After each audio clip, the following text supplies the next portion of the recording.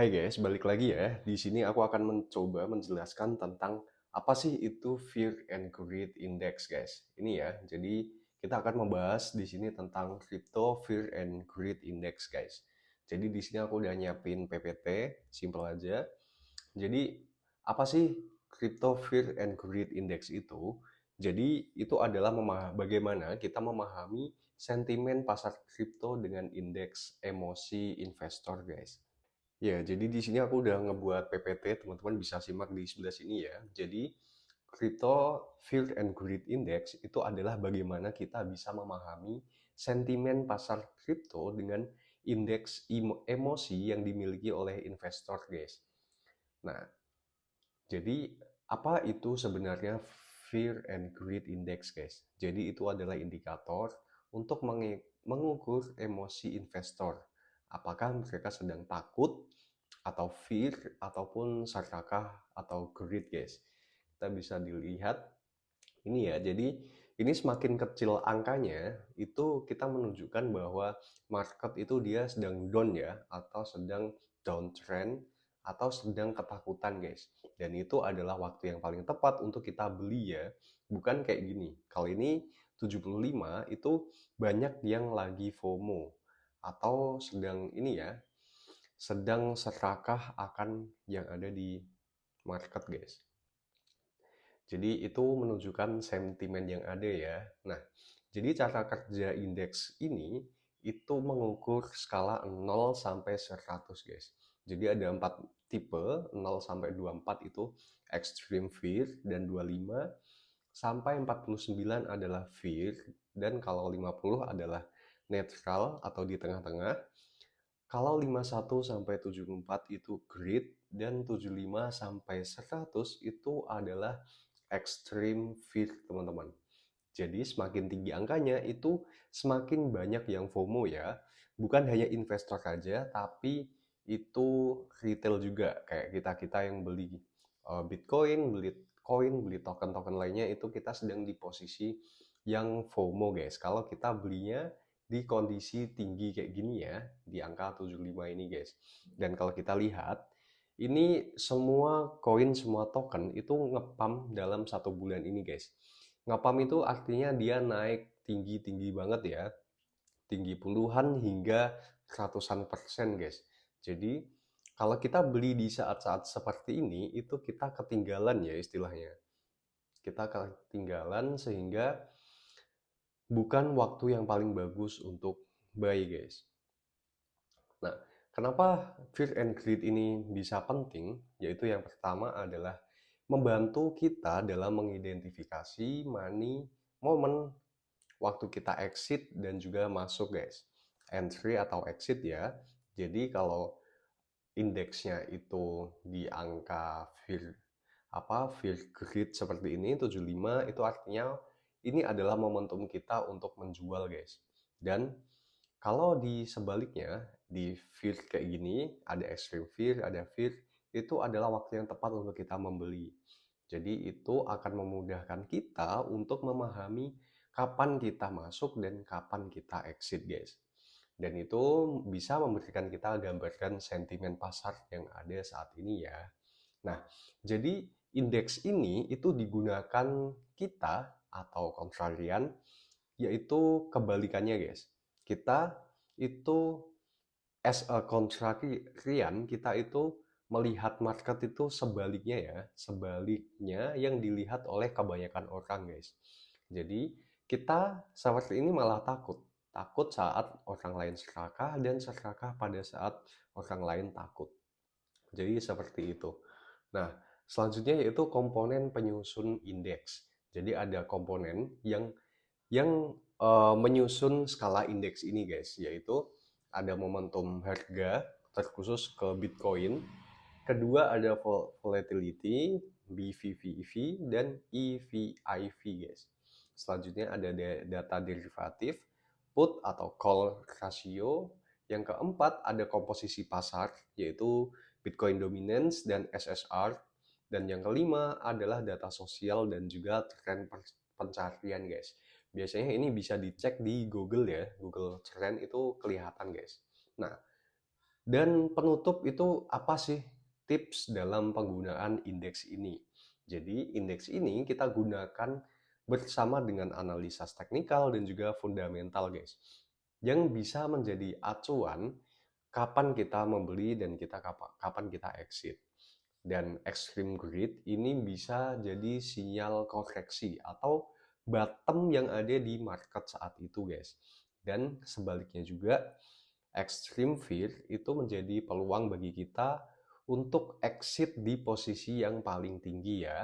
Nah, itulah mengapa uh, indeks fear and greed ini menjadi sangat penting guys. Nah, selanjutnya gimana sih cara kita untuk mengetahui atau tools apa yang bisa kita gunakan untuk melihat fear and greed index guys.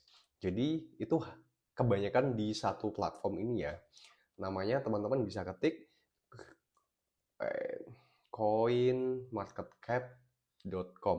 Nah, teman-teman langsung masuk, dan ini nggak hanya di website aja, teman-teman bisa cek ada aplikasinya juga di handphone, Android ataupun iPhone tuh ada guys. Jadi teman-teman masuk ke sini, ini adalah tools yang paling banyak dipakai guys. Dan teman-teman bisa pilih yang cryptocurrency di sini dan masuk di posisi market overview di khususnya Fear and Greed Index guys. Nah, nanti di sini ada data-datanya ya, dan ini adalah posisi saat ini. CMC Crypto Fear and Index itu menunjukkan data saat ini ada di angka 75 atau istilahnya extreme fear ya. Oh, salah, extreme greed guys maksudnya. Jadi itu kita bisa membaca juga posisi skalanya seperti ini. Ini ya dalam 1-2 tahun belakang guys. Jadi kita bahas yang awal tahun aja, itu adalah posisi yang sangat tepat untuk kita atau extreme fear ya. Kita bisa masuk di sini, dan saat ini adalah momen di mana kita bisa sell ya. Gitu. Kita bisa lihat dalam skala tahunan juga atau dalam skala 3 bulanan juga bisa guys. Tapi paling bagus kita bisa pakai yang all atau yang 1 tahun ya. Nah, ini juga ada historical value juga, teman-teman bisa cek kemarin di angka berapa, last week dan juga last month ya. Jadi di last month ini ada di posisi yang paling bawah, yaitu di angka 21 guys. Nah, di sini ada penjelasan juga. Dan itu ya, next kita akan coba bahas tentang altcoin season index ya. Nah, mungkin itu aja untuk Fear and Greed Index-nya. Kita lanjut ke ini ya, kita coba analisa market yang ada saat ini guys. Jadi ini adalah tanggal 11 Mei 2025. Kalau kita lihat di sini, ini banyak altcoin yang dia masih posisi pump ya, masih posisi pumping, dan masih sangat sedikit sekali yang mengalami koreksi ya. Karena kalau kita lihat sendiri, Bitcoin saat ini masih di range harga 104.000 ya. Jadi ini masih posisi yang akan mendekati all time high-nya. Jadi masih ada potensi untuk market crypto ini naik lagi ke depannya guys. Nah, next kita coba cek di trading view. Kita lihat chartnya Bitcoin saat ini guys. Oh ya, dan kita coba cek Bitcoin dominance-nya.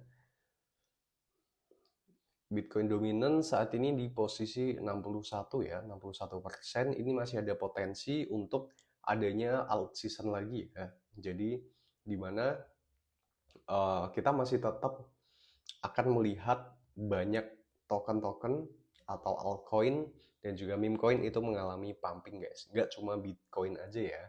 Nah, kalau kita lihat di chartnya Bitcoin saat ini, aku pakai time frame H1, itu saat ini posisi Bitcoin telah mengalami retest sebelumnya, retest setelah mendekati harga 105.000,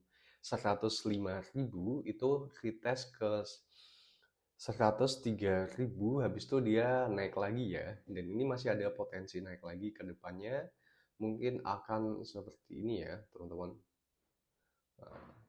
Dan dia akan mengejar mengejar all time high-nya di 100.009 ya. Jadi ini mungkin masih akan bullish untuk minggu-minggu atau bulan Mei ini guys. Jadi kita pantau aja ya. Dan itu juga sama dengan ETH. Kalau kita lihat di ETH, Ethereum. Nah, kalau ETH ini juga sedang mengalami pump yang sangat tinggi ya. Yang awalnya sustain di range di bawah 2.000, saat ini udah 2,5 ribu ya teman-teman. Next kita coba cek news yang ada dalam 24 jam ini guys. Oh ya, yang belum follow bisa ya follow akun aku di sini. Kita masuk ke Watcher Guru teman-teman.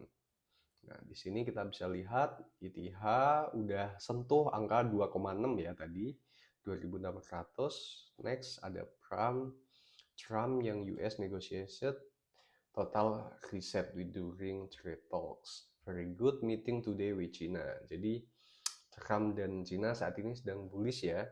Sentimennya bagus guys. Next kita ini ya. Udah negosiasinya berjalan bagus dan nggak ada news yang cukup signifikan ya saat ini. Dan ini ada juga tadi aku lihat ada news soal Danantara guys. Nah, jadi Danantara ini adalah proyek investasi Indonesia dan diusulkan untuk membentuk Bitcoin Reserve juga. Tapi OJK itu menolak atau menganggap Bitcoin ini masih belum safe investment ya. Tapi dia lebih mengusulkan untuk bisa investasi ke real world asset guys. Nah ini ya. Nah ini lebih fokus dibandingkan dengan Bitcoin Reserve.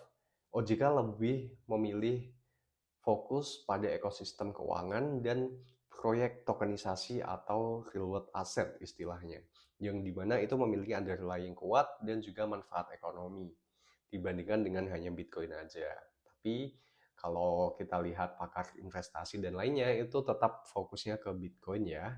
Jadi ada miss di sini yang mungkin OJK itu belum paham akan eksistensi si Bitcoin dibandingkan dengan real world asset. Karena kalau kita lihat token-token yang real world asset saat ini itu dia mengalami downtrend yang ini ya, yang cukup tajam guys. Kita coba cek real world asset ya. Jadi token real world asset itu nggak sebagus yang dibilang guys. Dimana token-token real world asset seperti ini itu kenaikannya itu tidak sebagus Bitcoin guys. Ada kalanya token real world asset itu akan jatuh. Misal seperti apa ya? OM ya, token OM yang sebelumnya dibangga-banggakan atau token mantra yang dibanggakan itu mengalami koreksi yang sangat dalam ya sebelumnya guys. Nah, mungkin itu aja untuk pembahasan kali ini di tanggal 11 Mei 2025. Kita akan daily post juga untuk selanjutnya, jadi stay tune aja. Jangan lupa subscribe channel ini. Kita akan membahas lebih dalam tentang crypto, AI, dan juga teknologi blockchain guys. Itu saja, see you next time guys. Bye-bye.